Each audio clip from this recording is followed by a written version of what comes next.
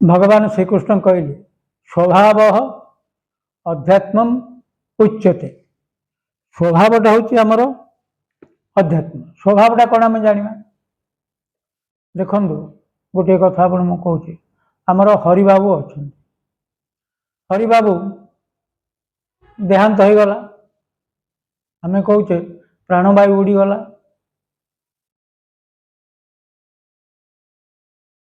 जीवन चलीगला आम सब कथा गुड़ा कहे कि हरिबाबू जो थे आखि देखुला कान शुणुला पाटी कहूला किंतु हरिबाबू अच्छा मृत शरीर पड़ी आखि देखिपारुनी कान शुणी पारुनी पाटी कहीपारुनी हाथ गोड़ चल शक्तिहीन से ही हरिबाबू तो अच्छा ना आम जो हरिबाबू को देखी अध घंटे पूर्वर कि घंटे पूर्वर कि 5 घंटे पूर्व किंतु आखि कान नाक यू कहीं काम करूनी बा चल शक्तिहीन हो जाए निज निज कार्य दूरे जाइए निज निज कार्य निवृत्त हो जाइए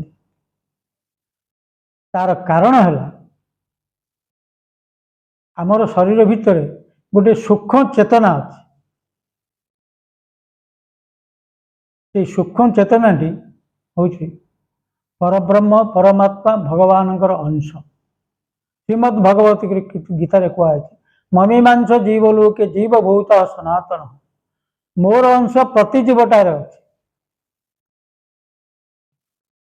ईश्वर अंश कौन वेद कहे ईश्वर अंश सत चित्त आनंद। सत अर्थ जार स्थिति सबुदिन रही चित्त अर्थ चेतना शक्ति आनंद अर्थ आमर परितृप्ति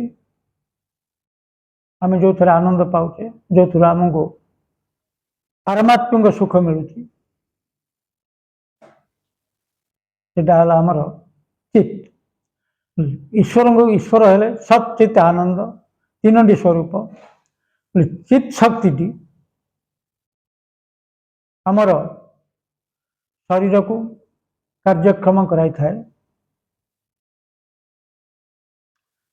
चित्त शक्ति आमर समस्तंकर शरीर भितर विद्यमान रही थाए जहाँ को आम ममीमांस जीवलोक बोले भगवान श्रीकृष्ण कहते आम जहाँ आम कहूँ ईश्वर शरीर ईश्वर आम हृदय भितर अच्छा वास्तव सत्य से चित्त शक्ति चेतना शक्ति आम जहाँ चेतना कह चेतना अर्थ जापर